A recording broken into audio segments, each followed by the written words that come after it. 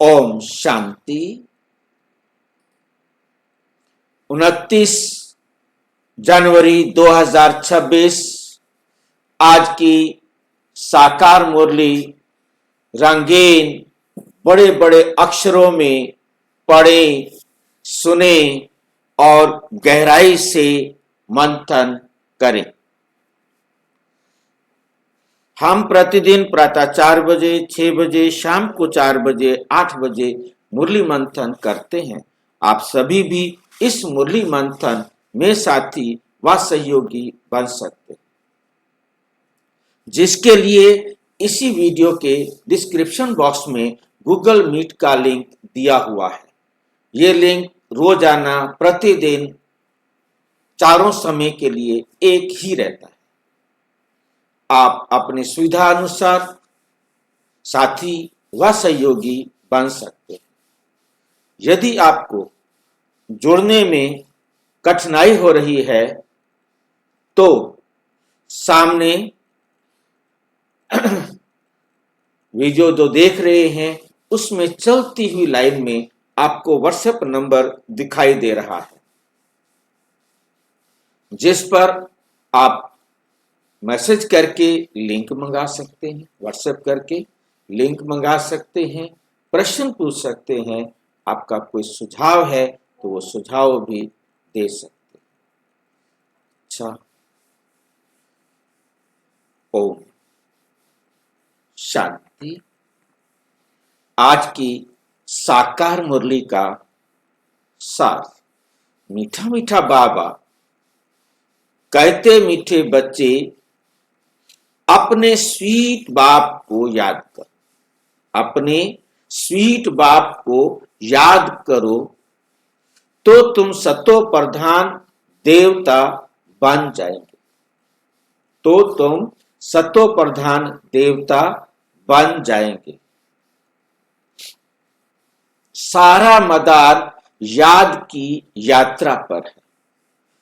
सारा जो मदार है, सारी जो पढ़ाई है, सारी जो बाबा हमें मेहनत करा रहे हैं, वो किस लिए है? किस लिए सारी मेहनत? किस पर आधारित है? मदार माना किस पर आधारित है? उसके लिए सारा मदार है याद की यात्रा।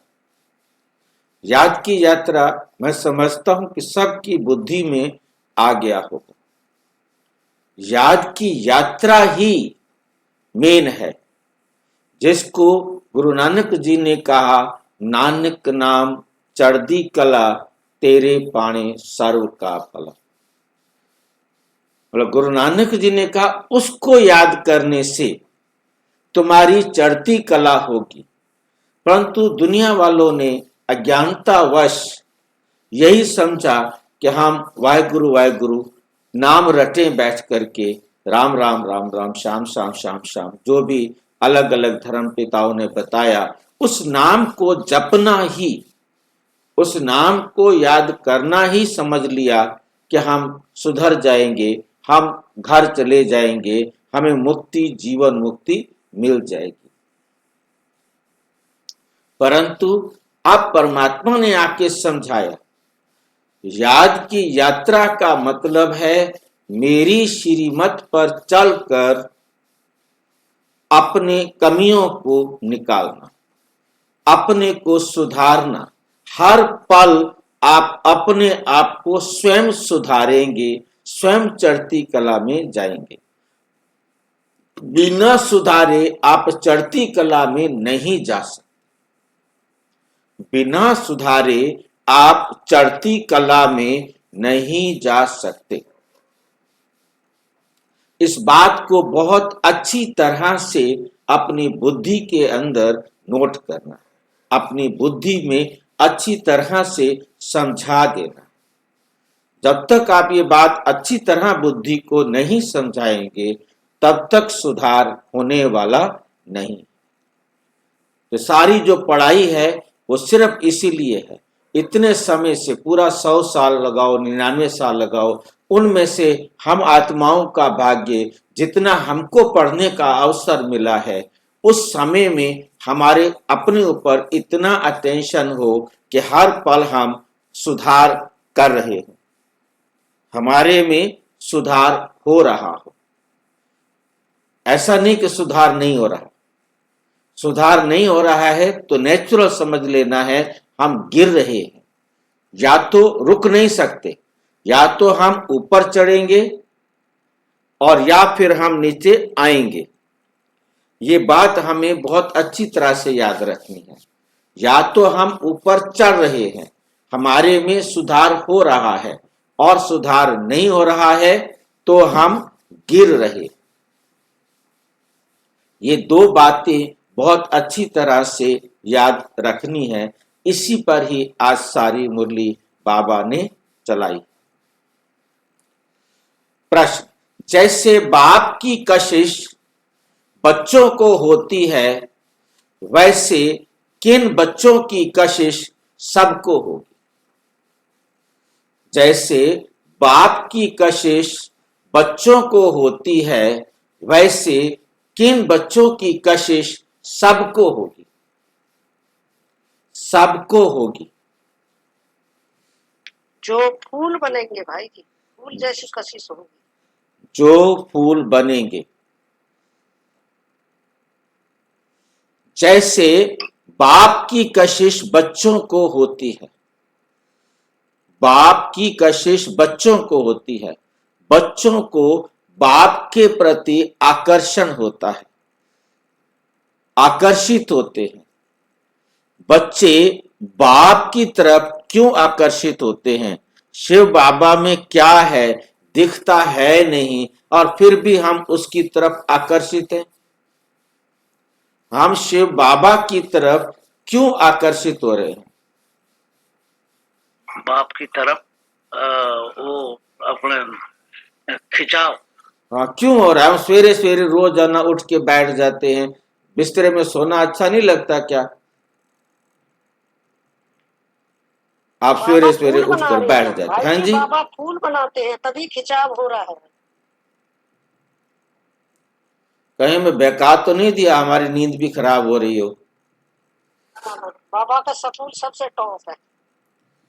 क्योंकि बाबा ने आकर जो समझाया, जिससे हमें समझ में आया कि यही एक रास्ता है जिसके द्वारा हम पुनः हर कल्प की तरह अब भी पवित्र बन के सतयुग के देवता बनेंगे, सतयुग के देवता बनेंगे। और वो बनाने वाला जो परमात्मा है वो बिल्कुल प्यारा है, सबसे प्यारा है, और सबके लिए प्यारा है, सबको इक्वल प्यार करता है। कोई भी नहीं कह सकता कि परमात्मा मुझे प्यार नहीं करता। हर एक आत्मा, चाहे वो लास्ट जन्म में आने वाली आत्मा है, वो भी परमात्मा को कहेगी कि वही मेरे को सबसे प्यारा है। ऐसी क्या विशेषता है परमात्मा में जो परमात्मा सबको प्यारा लगता है? कोई विशेषता है परमात्मा में जो वो सबको प्यारा लगता है?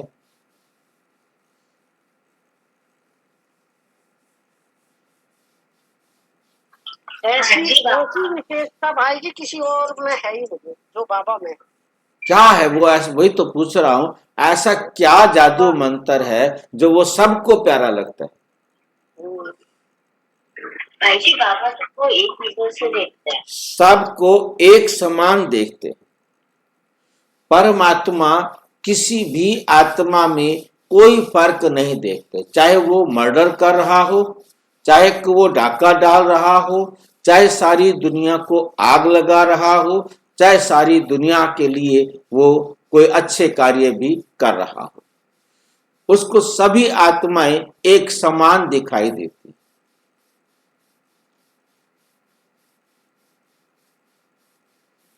क्योंकि वो ड्रामा की सारी नॉलेज को जानता है, इसलिए वो सबको एक समान देखता है।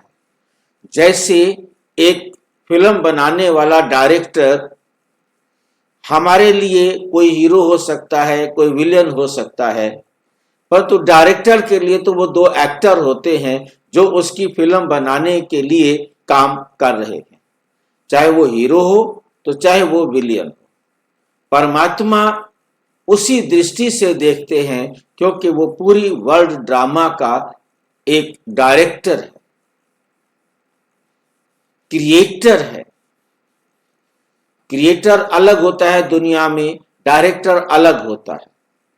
क्रिएटर का काम होता है क्रिएट करना, वो पैसे देता है, वो उसके लिए सारे साधन सुविधाएं, परंतु कैसे करना है उसका काम डायरेक्टर करता है। काम डिस्ट्रीब्यूट हो जाता है, अलग हो जाता है। परंतु यहाँ परमात्मा स्वयं क्रिएटर है, स्वयं डायरेक्टर है, स्वयं प्रिंसिपल एक्टर भी साथ में है, उसकी एक्टिंग भी करके दिखाता है। उसके अंदर सबसे मेन रोल, मुख्य रोल परमात्मा ने अपना रखा है बिना शरीर धारण किए। पुराने जमाने में एक एक्टर हुआ करता था, डायरेक्टर हुआ करता था, और वो अपनी फिल्म में जरूर होता था ओपी रैलन।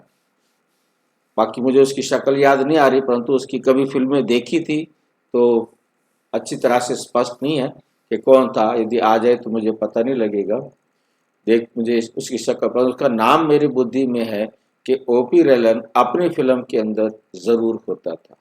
ऐसे परमात्मा भी इस वर्ल्ड ड्रामा के अंदर खुद भी एक्टर भी है, प्रिंसिपल एक्टर भी है, मतलब सारे रोल खुद करता है और खुद मुख्य रोल जो है ना अपने पास रखे, जिसके कारण वो सभी आत्माओं को एक समान दृष्टि से देखता है।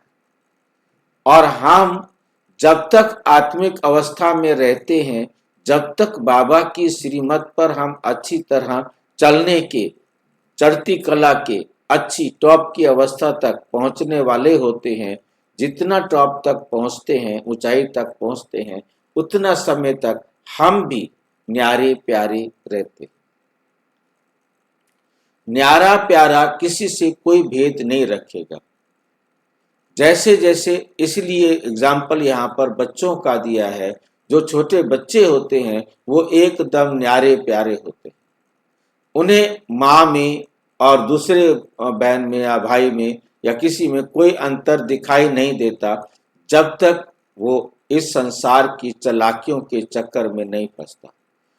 जब वो देखता है कि माँ क्या चालाकी करती है, बाप क्या चालाकी करता है, भाई क्या चालाकी करता है, बहन क्या चालाकी करती है, वो उनको इतना एक्यूरेट कॉपी करने में एक्सपर्ट होता है, वो आप सब जानते हैं, क्योंकि आपने अपने बच्चों को देखा है कि कितनी तेजी से वो कॉपी करता है। उसकी कॉपी करने पर हम खुश होते हैं। वो नहीं बोल पा रहा, कोई बात नहीं, परंतु वो हमारी एक्टिविटीज को बहुत अच्छी तरह ऑब्जर्व करता है और बहुत अच्छी तरह कॉपी करता है। उसके अंदर सीखने की जो पावर होती है वो बहुत अच्छी होती है, बहुत फास्ट होती है, मतलब पूरा अटेंशन होता है उसका। उसके सामने यही होता है कि बस मुझे अब सार, और खुद को वो खुश होता है। ये भी वंडरफुल बात है, वो करके खुद भी खुश होता है कि हाँ मैंने कर लिया कुछ, क्योंकि उसे हर चीज को हमने जो बोला, हमने जो किया, वो पूरी एक्टिंग करके दिखा देता है। यदि उसके अंदर ऐसी भी होती है जो पूरा करके दिखाता है। तो बच्चे बाद में चालाक होते हैं। बाद वाले बच्चों को हम, आजकल के बच्चों को हम बाद में जैसे जैसे वो इस गंदी दुनिया के प्रभाव में आते हैं, बहुत जल्दी मेरा तेरा सीख जाते हैं। तो परमात्मा के पास ये मेरा तेरा नहीं है, इसलिए सबको वो कशिश करता है, सब उसकी तरफ आकर्षित होते हैं।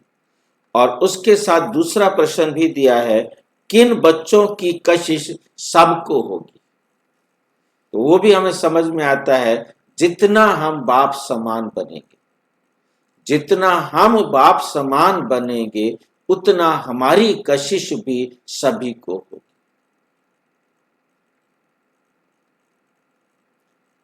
हमारे अंदर मेरी तेरी उनकी कशिश को रोक देगी।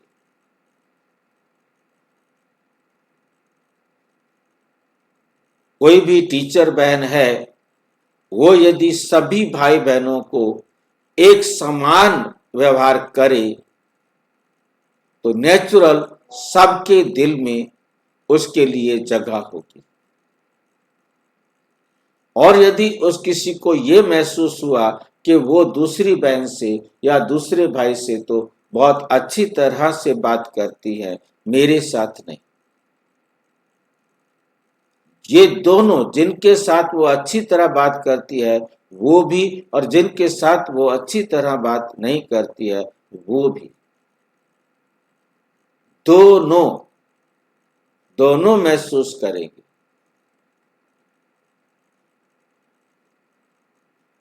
इसकी महसूसता दोनों को होगी। ये दीदी मेरे को अच्छा महत्व देती है, उसके लिए सारे बराबर होने चाहिए, तभी वो सब बच्चों को कशिश करेगी। तो आप भी, हमें भी बाबा जो समझाना चाह रहा है, बच्चे आप मेरी तरह बनो, आप मेरी तरह बनकर जितना ज्यादा से ज्यादा, क्योंकि सभी आत्माओं को मेरी तरह बनेंगे पूरा तो सभी आत्माओं को, पर तो मैक्सिमम जो भी आपकी हाईएस्ट है, ऊंचाई है, वो अपने आप को बनाओगे उतना उनके दिलों में आपके प्रति कशिश हो। जो बच्चे बाप की समान बनकर सर्व आत्माओं को व्यवहार देंगे, उनको श्रेष्ठ बनने का मार्गदर्शन करेंगे, वो उनको कशिश करेंगे।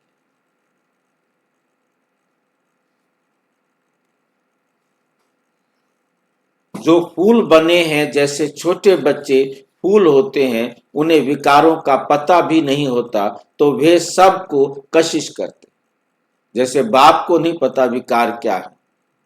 कमाल की बात है। और सारे विकारों के बारे में बता देता है, कहता मुझे नहीं पता विकार क्या है। क्यों? क्योंकि मैं शरीर में नहीं आया, मैं थ्योरी जानता हूं, प्रैक्टिकल में मेरा कोई मतलब नहीं। परमात्मा थ्योरी जानता है, सारा कुछ आके बता देगा कि क्या क्या तुम करते हो, परंतु उसने अपने आप को इस शरीर से परमानेंट न्यारा रखा हुआ है, इसलिए वो परमात्मा कभी भी अभोक्ता होने के कारण इन विकारों का प्रैक्टिकल उपयोग नहीं करता। इसलिए वो इनसे न्यारा होने के कारण, सभी विकारों से न्यारा होने के कारण पवित्र, कभी गुण और शक्तियां क्षय को प्राप्त नहीं होती, इसलिए वो सबको प्यारा करता है।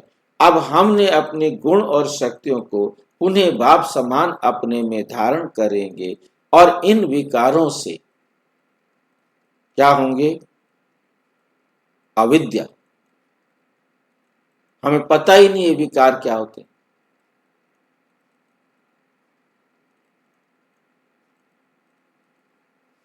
तब सबको प्यारे लगेंगे। तुम्हारे में विकारों का कोई भी कांटा नहीं होना चाहिए, तब तुम सबको कशिश कर सकेंगे। वो कशिश करने वालों को क्या कहा जाएगा? इष्ट देव। इष्ट देव, ये हमारे इष्ट देव हैं, हमारी उनके प्रति रिस्पेक्ट होगी, क्योंकि हमें उसके अंदर पवित्रता, निर्विकारीपना जिसे हम कह सकते हैं, पवित्रता जिसके अंदर होगी वो खिंचाव करेगी। और जैसे आप देखते हैं कि सबके इष्ट देव अलग अलग, किसी का दादा भैया भी इष्ट देव है, वो और किसी को नहीं मानते, अपने दादा को ही मानते हैं। वो दादा पत्नी कितनी पीढ़ी पहले होके गया होगा, वो दादा भैया अपना उनका बना हुआ है, हर एक का इष्ट देव बना हुआ है, और वो दूसरे को मानते ही नहीं, उनकी भावना ही नहीं बैठेगी, क्योंकि वो उसी को फॉलो करने वाले। यदि वो किसी और के प्रभाव में आते हैं तो दूसरे के भी, एक साथ 4-5 के भी प्रभावित हो सकते हैं, सैकड़ों के भी प्रभावित हो सकते हैं। सबकी मूर्ति को वहां रखने वाले अपने एक छोटे से मंदिर में सारी मूर्तियां रख देते हैं। जिनका जिनका करैक्टर उनको किसी न किसी रूप में कभी न कभी प्रभावित किया, वहां से उनको कुछ न कुछ मिला है। जितना जिससे कुछ मिला है उसको वो कशिश है, वही उसकी तरफ आकर्षित होगा। तो हमें समझ में आया कि परमात्मा जो है वो एक ऐसा है जो सर्व को आकर्षित करता है। हमें यदि सर्व की आकर्षण मूर्त आत्मा बनना है तो हमें क्या करना होगा? बाप समान न्यारा और प्यारा बनना होगा। ओम शांति। रूहानी बच्चे जानते हैं कि ये पुरुषोत्तम संगम युग है। अपना भविष्य का पुरुषोत्तम मुख देखते हो, पुरुषोत्तम चोला देखते हो, फील करते हो कि हम फिर नई दुनिया सतयुग में इनकी लक्ष्मी नारायण की वंशावली में जाएंगे, अर्थात सुख धाम में आएंगे अथवा पुरुषोत्तम बनेंगे। बैठे बैठे ये विचार आते हैं। स्टूडेंट जो पढ़ते हैं तो जो दर्जा पढ़ते हैं वो जरूर बुद्धि में होगा ना, मैं बैरिस्टर या फलाना बनूंगा।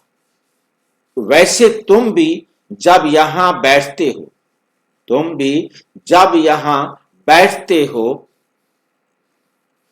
तो ये जानते हो हम विष्णु डिनाइस्टी में जाएंगे। विष्णु के 2 रूप हैं लक्ष्मी नारायण।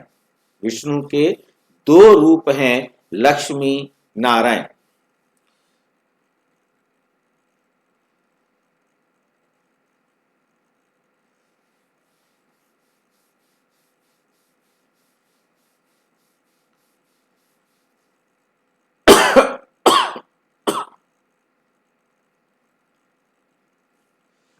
देवी देवता, तुम्हारी बुद्धि अभी अलौकिक है। इस समय हमारी बुद्धि कैसी हो गई है? अलौकिक। और कोई मनुष्य की बुद्धि में ये बातें रमण नहीं करती, दूसरों की बुद्धि में ये बातें रमण नहीं करती हैं। तुम बच्चों की बुद्धि में ये सब बातें हैं। ये कोई कॉमन सत्संग नहीं है। यहां बैठे हो, समझते हो सत्य बाबा जिसको शिव कहा जाता है, उनके संग में बैठे। शिव बाबा ही रचता है। शिव बाबा ही क्या है? रचता है। वही रचना के आदि मध्य अंत को जानते हैं और ये नॉलेज देते हैं। जैसे कि कल की बात है। सुनते हैं, यहां बैठे हो तो ये तो याद होगा ना कि हम आए हैं रिजविनेट होने के लिए। हम किस लिए आए हैं? रिजविनेट होने, अर्थात ये शरीर बदल देवता शरीर लेने। आत्मा कहती है हमारा ये तमो प्रधान पुराना शरीर है, इसे बदलकर ऐसा लक्ष्मी नारायण बनने का है। एम ऑब्जेक्ट कितनी श्रेष्ठ है। पढ़ाने वाला टीचर जरूर पढ़ने वाले स्टूडेंट से होशियार होगा ना। पढ़ाते हैं, अच्छे कर्म सिखलाते हैं तो जरूर ऊंच होगा ना। तुम जानते हो हमको सबसे ऊंचते ऊंच भगवान पढ़ाते हैं। भविष्य में हम सो देवता बनेंगे। हम जो पढ़ते हैं सो भविष्य नई दुनिया के लिए, और कोई को नई दुनिया का पता भी नहीं है। तुम्हारी बुद्धि में अब आता है ये लक्ष्मी नारायण नई दुनिया के मालिक थे।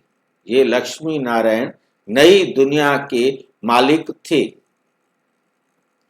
तो जरूर फिर रिपीट होगा। तो बाप समझाते हैं तुमको पढ़ाकर मनुष्य से देवता बनाता हूं, तुमको पढ़ाकर मनुष्य से देवता बनाता हूं। देवताओं में भी नंबरवार होंगे, देवताओं में भी क्या होंगे, जरूर नंबरवार होंगे। देवी राजधानी होती है ना, तुम्हारा सारा दिन यही ख्यालात चलता होगा कि हम आत्मा हैं। हमारी आत्मा जो बहुत पतित थी, सो अब पावन बनने के लिए पावन बाप को याद करती है। याद का अर्थ भी समझना है। आत्मा याद करती है अपने स्वीट बाप को, खुद कहते हैं, स्वीट बाप को बाप खुद कहते हैं, बच्चे मुझे याद करने से तुम सतो प्रधान देवता बन जाएंगे। सारा मदार याद की यात्रा पर है। बाप जरूर पूछेंगे ना, बच्चे कितना समय याद करते हो। याद करने में ही माया की लड़ाई होती है। तुम खुद समझते हो ये यात्रा नहीं, परंतु जैसे कि लड़ाई है। इसमें विघ्न बहुत पड़ते हैं। याद की यात्रा में रहने में ही माया विघ्न डालती है, अर्थात याद भुला देती है। कहते भी हैं बाबा हमको आपकी याद में रहने में माया के तूफान बहुत लगते हैं। नंबर 1 तूफान है देह अभिमान का, फिर है काम, क्रोध, लोभ, मोह और अहंकार का। आज काम का तूफान, कल क्रोध का तूफान, लोभ का तूफान आया। आज हमारी अवस्था अच्छी रही, कोई भी तूफान नहीं आया। याद की यात्रा में सारा दिन रहे, बड़ी खुशी थी। बाबा को बहुत याद किया। याद में प्रेम के आंसू बहते रहते हैं। बाप की याद में रहने से तुम मीठे बन जाएंगे। बाप की याद में रहने से तुम क्या बन जाएंगे, मीठे बन जाएंगे। तुम बच्चे ये भी समझते हो कि हम माया से हार खाते कहां तक आकर पहुंचे हैं, कहां तक आकर पहुंचे हैं। बच्चे हिसाब निकालते हैं, कल्प में कितने मास, कितने दिन हैं। बुद्धि में आता है ना, अगर कोई कहे लाखों वर्ष आयु है तो फिर कोई हिसाब थोड़ा ही कर सके। बाप समझाते हैं ये सृष्टि का चक्र फिरता रहता है। इस सारे चक्र में हम कितने जन्म लेते हैं, कैसे डिनाइस्टी में जाते हैं, कैसे डिनाइस्टी में जाते हैं, ये तो जानते हो ना। ये बिल्कुल नई बातें, नई नॉलेज है नई दुनिया के लिए। नई दुनिया स्वर्ग को कहा जाता है। तुम कहेंगे हम अभी मनुष्य हैं, देवता बन रहे हैं। देवता पद है ऊंच। तुम बच्चे जानते हो हम सबसे न्यारी नॉलेज ले रहे हैं। हमको पढ़ाने वाला बिल्कुल न्यारा विचित्र है। उनको ये साकार चित्र नहीं है, वो है ही निराकार। तो ड्रामा में देखो कैसा अच्छा पार्ट रखा हुआ है। बाप पढ़ाएं कैसे, तो खुद बतलाते हैं मैं फलाने तन में आता हूं। किस तन में आता हूं वे भी बताते हैं। मनुष्य मूंझते हैं क्या एक ही तन में आएगा, परंतु ये तो ड्रामा है ना, इसमें चेंज हो नहीं सकती। ये बातें तुम ही सुनते हो और धारण करते हो और सुनाते हो। कैसे हमको शिव बाबा पढ़ाते हैं, हम फिर और आत्माओं को पढ़ाते हैं। पढ़ती आत्मा है। आत्मा ही सिखलाती है। आत्मा मोस्ट वैल्यूएबल है। आत्मा क्या है? बहुत वैल्यूएबल है। आत्मा अविनाशी, अमर। आत्मा क्या है? अविनाशी है, अमर है। सिर्फ शरीर खत्म होता है। सिर्फ क्या होता है? शरीर खत्म होता है। हम आत्माएं अपने परम पिता परम आत्मा से नॉलेज ले रही हैं। रचयिता और रचना के आदि मध्य अंत 84 जन्मों की नॉलेज ले रहे हैं। नॉलेज कौन लेते हैं? आत्मा अविनाशी है। मोह भी रखना चाहिए। मोह भी रखना चाहिए। किससे? अविनाशी चीज में। हम आत्मा अविनाशी हैं। अविनाशी आत्मा का मोह किस में होगा? विनाशी चीज में होगा तो रोंग हो जाएगा ना। आत्मा अविनाशी तो उसे अविनाशी चीज में मोह रखना होगा ना। तो अविनाशी चीज कौन है? शिव बाबा। अविनाशी चीज क्या है? जो परमात्मा देता है। परमात्मा कोई विनाशी चीज नहीं देता। विनाशी चीज देह समझने वाले देते लेते। इसलिए परमात्मा जो ज्ञान देते हैं वो सत्य है, वो हमेशा रहता है।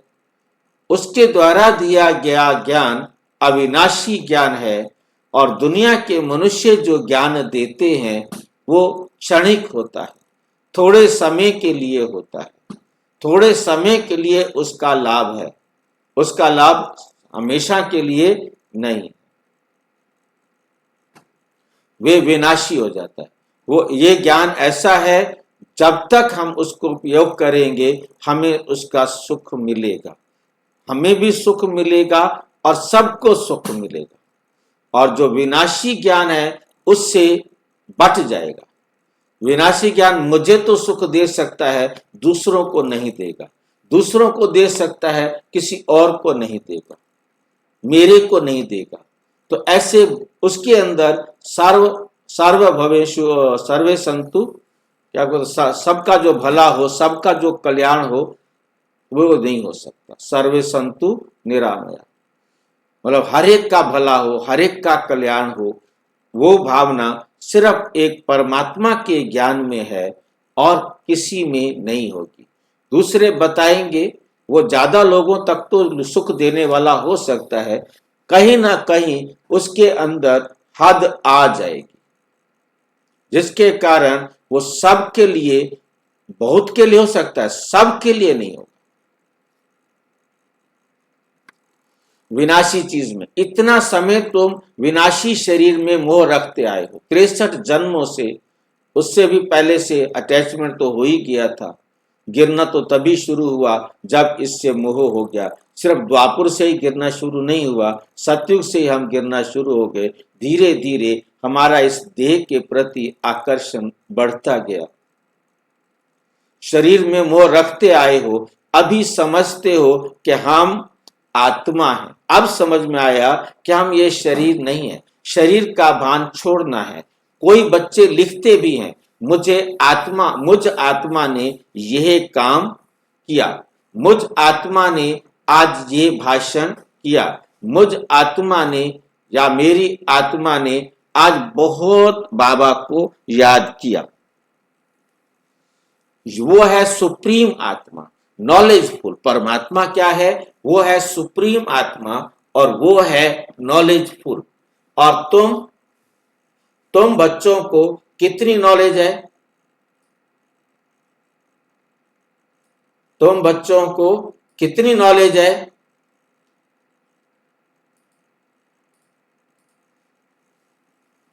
भाई जो बाप को है, जो बाप के पास है उसमें से हमने कितनी ली है ये हमें देखना।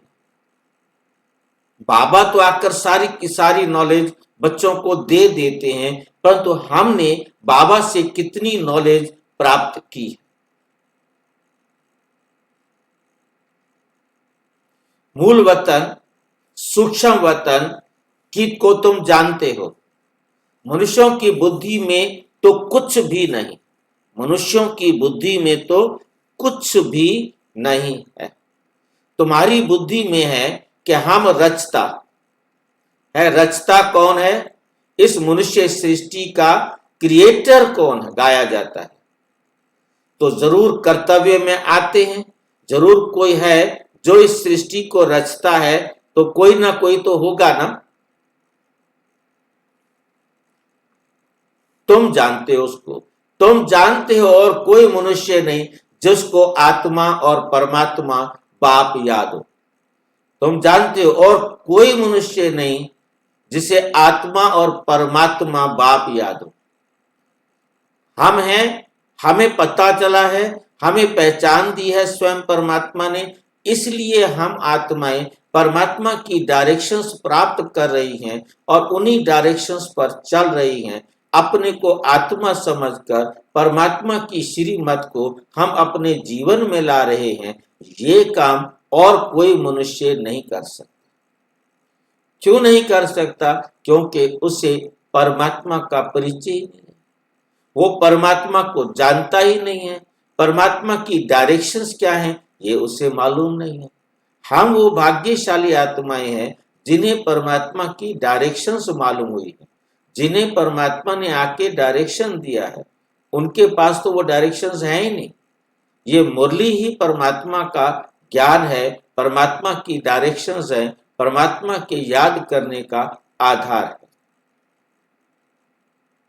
जिसके आधार पर हमें परमात्मा की डायरेक्शंस की जानकारी मिलती है। जब तक हमको ये जानकारी ना मिले तब तक हम क्या कर सकते हैं? तब तक हम भी कुछ नहीं कर सकते थे। अब हमें ये जानकारी मिली है तो इसलिए हम परमात्मा की याद में रह सकते हैं। नॉलेज देते हैं कि अपने को आत्मा समझो। परमात्मा खुद आकर हमें ये समझ देते हैं कि अपने को आत्मा समझो। तुम अपने को शरीर समझ उल्टे लटक पड़े हो, उल्टे लटक पड़े हो। जैसे उल्लू उल्टा लटका रहता है, उल्लू नहीं, चमगादड़, चमगादड़ उल्टा लटका रहता है, ऐसे उल्टे लटक पड़े हो। ज्ञान सरोवर में जाते हैं, वहां पृथ्वी को उल्टा कर दिया है। खुद तो ठीक बैठा है, मतलब एक में दिखाया है कि उसने अपने सामने पृथ्वी ग्लोब जो है सीधी है, और नर्क जब शुरू होता है, कलयुग जब द्वापुर जब शुरू होता है, तो पृथ्वी को उन्होंने उल्टा कर दिया, पृथ्वी को उल्टा कर दिया। उन्होंने सब, उनको जो समझ में आया चित्र के अंदर, तो मुझे वो उल्टा लटक पड़े हैं, मतलब पृथ्वी को उल्टा कर दिया तो उसके कर्म भी उल्टे हो गए। कहने का मतलब खुद को उल्टा नहीं किया, पृथ्वी को उल्टा कर दिया। बाबा कहता बच्चे तुम उल्टे लटक पड़े।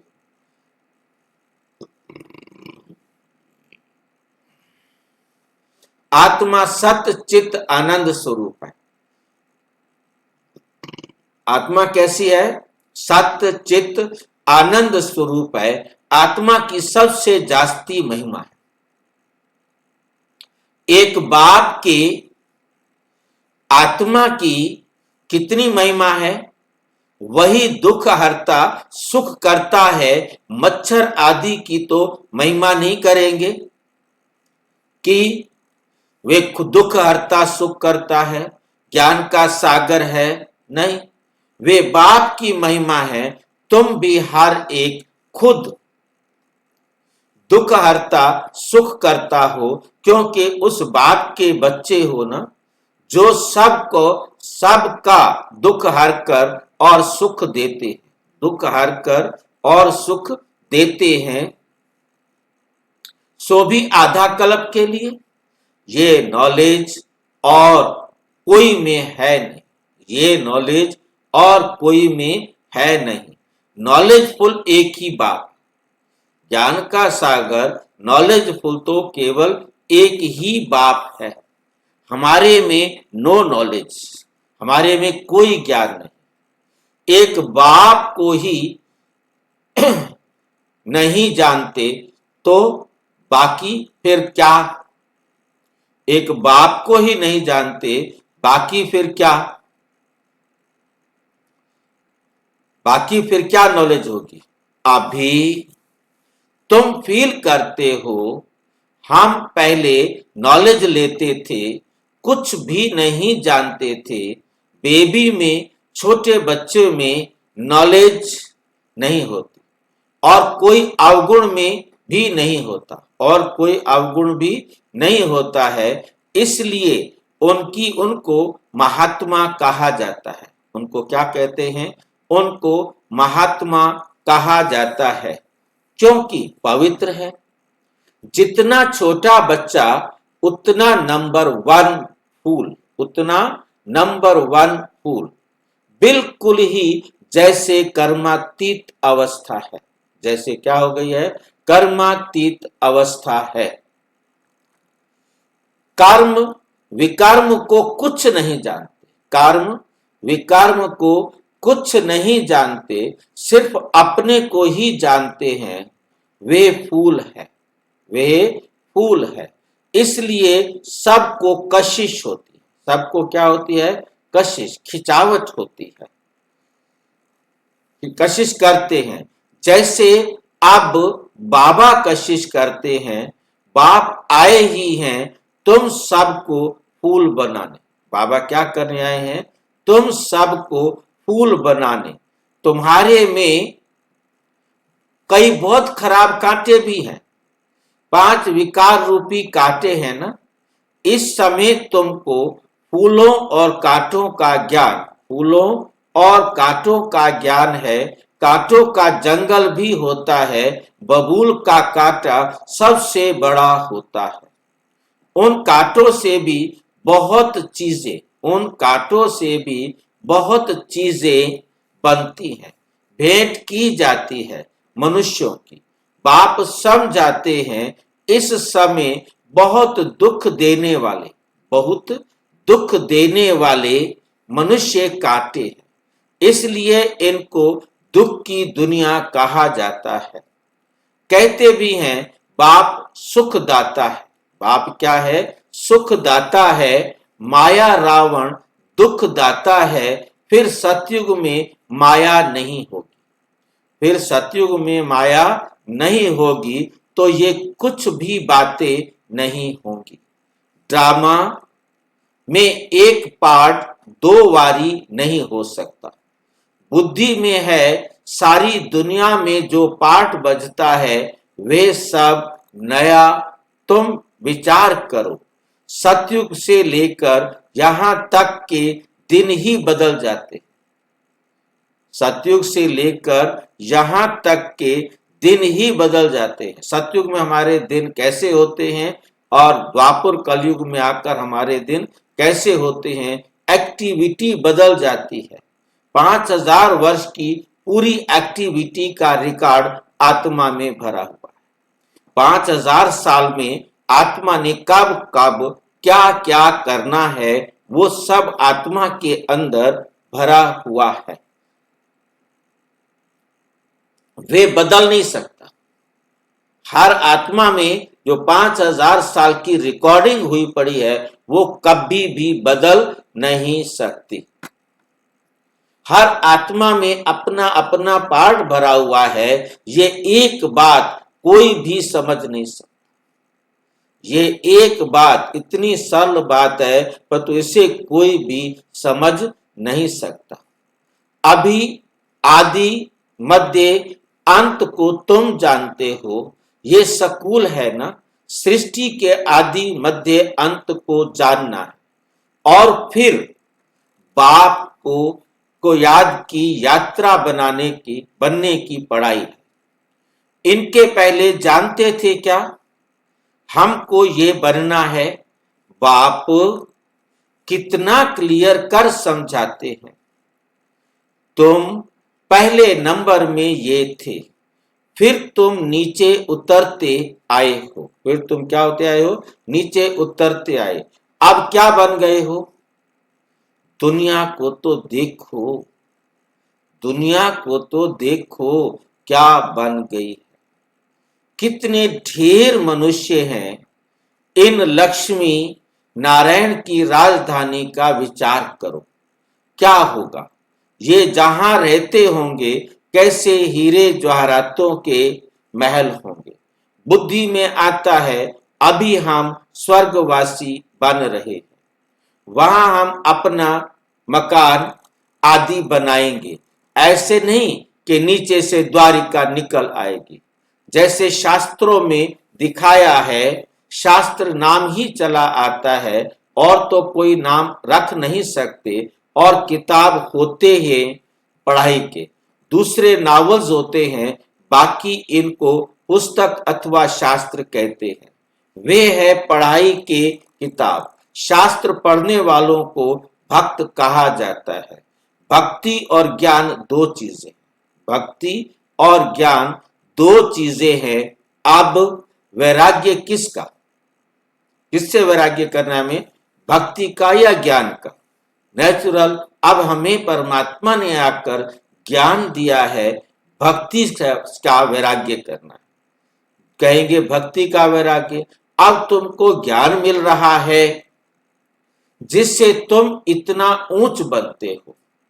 अब बाप तुमको सुखदाई बनाते हैं। सुखधाम को ही स्वर्ग कहा जाता है। सुखधाम को ही क्या कहा जाता है? स्वर्ग कहा जाता है। सुखधाम में तुम चलने वाले हो तो तुमको ही पढ़ाते हैं। ये ज्ञान भी तुम्हारी आत्मा में आत्मा लेती है। आत्मा को कोई धर्म नहीं, आत्मा का कोई धर्म नहीं, वे तो आत्मा है। फिर आत्मा जब शरीर में आती है तो शरीर के धर्म अलग होते हैं। आत्मा का धर्म क्या है? एक तो आत्मा बिंदु मिसल है। आत्मा कैसी है? बिंदु मिसल है और शांत स्वरूप है। शांति धाम मुक्ति धाम में रहती है। अब बाप समझाते हैं सब बच्चों का हक है, सब बच्चों का हक है। बहुत बच्चे हैं जो और धर्मों में कन्वर्ट हो गए, वे फिर निकलकर अपने असली धर्म में आ जाएंगे।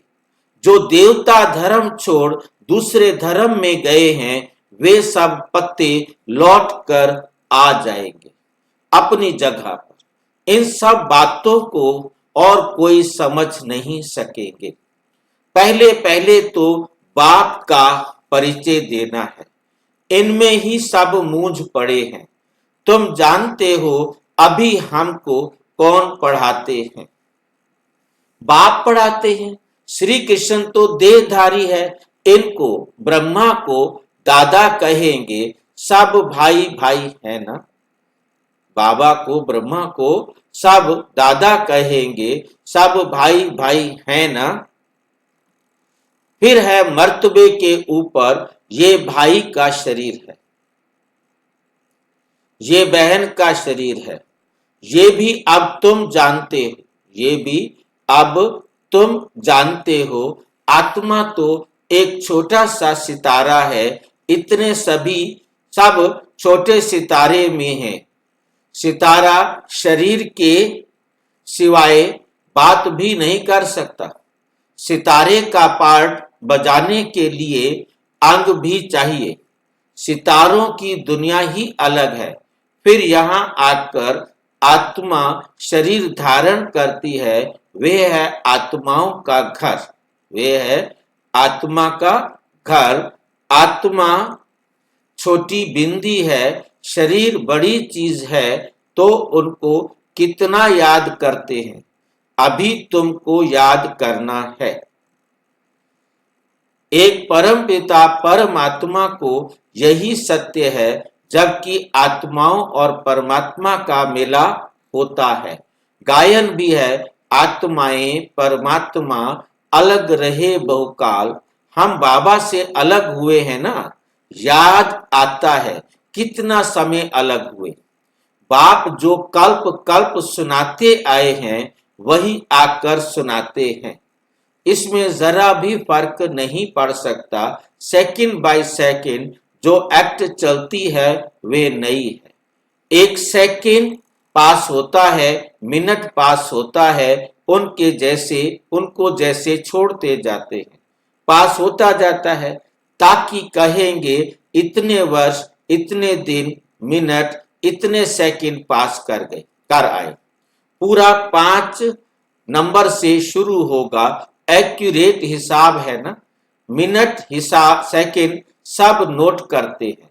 अभी तुमसे कोई पूछे इसने कब जन्म लिया था, तुम गिनती कर बताते हो श्री कृष्ण ने पहले नंबर में जन्म लिया। शिव का तो मिनट, सेकंड कुछ भी नहीं निकाल सकते, क्योंकि वो शरीर में आता ही नहीं। आता है तो पता ही नहीं चलता। जिसके शरीर का आधार लेता है उसको भी पता नहीं रहता कि कब मेरे में परमात्मा ने प्रवेश किया। उनके शरीर से बाबा मुरलिया सुना रहा है, परंतु उससे पता नहीं कि शिव बाबा मैं याद करता हूं तो शिव बाबा आता है, या शिव बाबा आता है तो मुझे याद आती है। मतलब उसको खुद को पता नहीं लगता।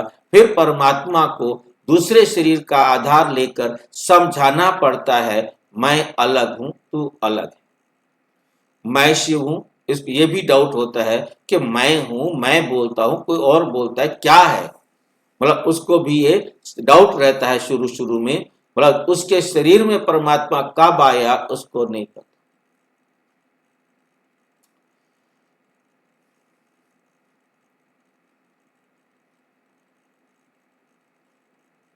सेकंड कुछ भी नहीं निकाल सकते कि कब मैंने प्रवेश किया।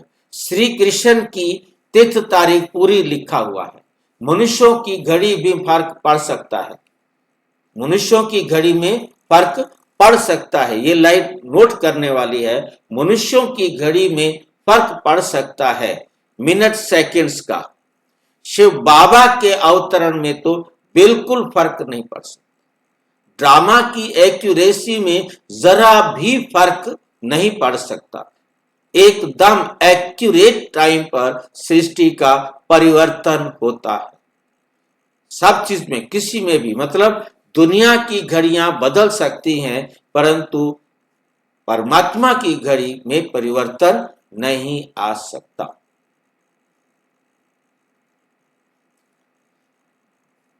ऐसे भी नहीं कि साक्षात्कार हुआ तब आया, नहीं, अंदाज से कह देते हैं। बाकी ऐसे नहीं कि उस समय प्रवेश हुआ, साक्षात्कार हुआ कि हम फलाना बनेंगे, वो टाइम नहीं निकाल सकते। अच्छा, मीठे मीठे सिक्की लधे बच्चों प्रति माता पिता बाप दादा का याद प्यार और गुड मॉर्निंग। रूहानी बाप की रूहानी बच्चों को नमस्ते। हम रूहानी बच्चों की रूहानी बाप दादा को नमस्ते नमस्ते नमस्ते। धारणा के लिए मुख्य सार। नंबर 1, सुखधाम में चलने के लिए सुखदायी बनना है। सबके दुख हर कर सुख देना है। कभी भी दुखदायी कांटा नहीं बनना है। दुख देने वाला कांटा नहीं बनना है। इस विनाशी शरीर में आत्मा ही मोस्ट वैल्यूएबल है, वही अमर अविनाशी है। इसलिए अविनाशी चीज से प्यार रखना है। देह का भान मिटा देना है। देह का भान मिटा देना है। वरदान। अपने अनादि आदि स्वरूप की स्मृति से निर्बंधन बनने और बनाने वाले मर जीवा भव। अपने अनादि आदि स्वरूप की स्मृति। मेरा अनादि स्वरूप मैं आत्मा हूं, मेरा आदि स्वरूप मैं देवता हूं, ये दोनों याद रहें तो हम इस संसार के बंधन से निर्बंधन हो जाएंगे। निर्बंधन बनने और बनाने वाले मर जीवा भव। खुद को भी निर्बंधन बनाओ और दूसरों को भी निर्बंधन बनाओ। जिनको ये याद होगा कि मैं आत्मा हूं, मैं अनादि में आत्मा हूं, आदि में देवता हूं, वो खुद भी निर्बंधन बनेगा, वो दूसरों को भी निर्बंधन बनने में सहयोगी बनेगा। और मर जीवा भाव, जीते जी मर जाएगा, जीते जी मर जाएगा। इतनी अच्छी अच्छी वरदान देता है सवेरे सवेरे बाबा। जैसे बाप लोन लेता है, बंधन में नहीं आता है, ऐसे आप मर जीवा जन्म लेने वाले बच्चे शरीर के संस्कारों के स्वभाव के बंधनों से मुक्त बनो। जब चाहे जैसे चाहे वैसे संस्कार अपने बना लो। जैसे बाप निर्बंधन है ऐसे निर्बंधन बनो। मूल वतन की स्थिति में स्थित होकर फिर नीचे आओ। अपने अनादि आदि स्वरूप की स्मृति में रहो। अवतरित हुई आत्मा समझकर कर्म करो तो और भी आपको फॉलो करेंगे, दूसरे भी आपको क्या करेंगे, फॉलो करेंगे। स्लोगन, याद की वृत्ति से वायुमंडल को पावरफुल बनाना यही मनसा सेवा है। याद की वृत्ति से वायुमंडल को पावरफुल बनाना यही मनसा सेवा है।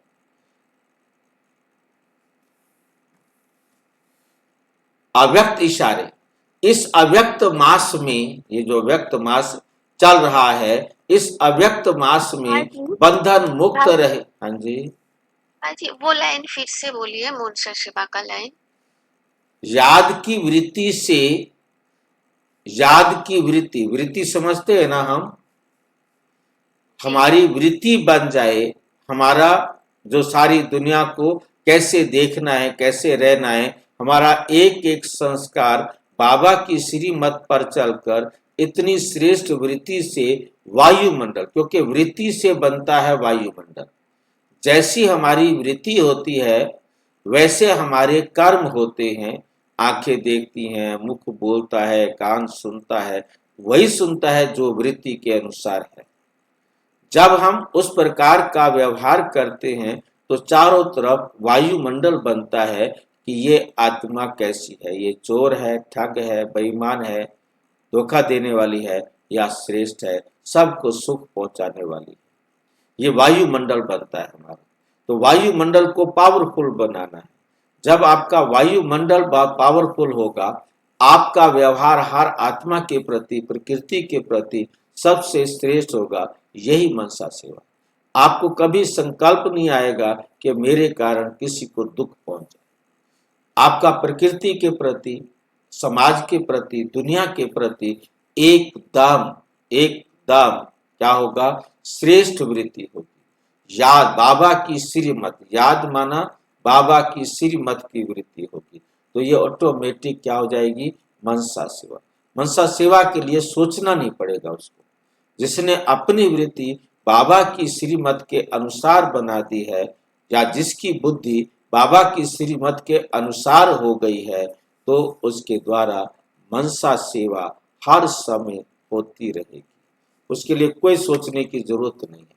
वो हर एक जो कुछ भी देखेगा, जो कुछ भी बोलेगा, जो कुछ भी करेगा, उससे हर आत्मा का कल्याण होगा, हर एक आत्मा को सुख की अनुभूति होगी।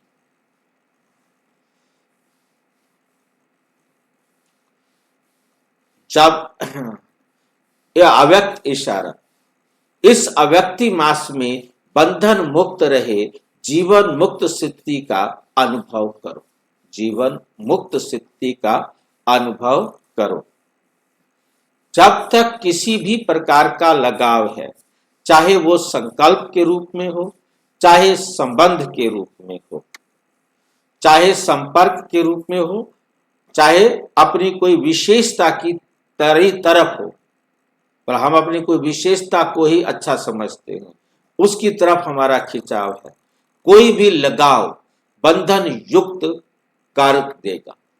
मतलब जो भी दुनिया का लगाव है, दुनिया इन आंखों से दिखने वाली चीजों के प्रति, चाहे वो कोई संबंध हो, चाहे कोई वस्तु हो, यदि हमारा खिंचाव है तो वो कल्याणकारी नहीं होगा। वे लगाव अशरीरी नहीं बनने देगा। वह आपको शरीर में बार बार खींच कर लाएगा, क्योंकि वो शरीर के कारण आकर्षण, शरीर के प्रति आकर्षण है, तो वो आत्मिक अवस्था में नहीं रहने देगा। शरीर के प्रति आकर्षित होना माना ये भी खुद अपने को शरीर समझता है। जो अपने आप को आत्मा समझेगा वो शरीर के प्रति आकर्षित नहीं होगा।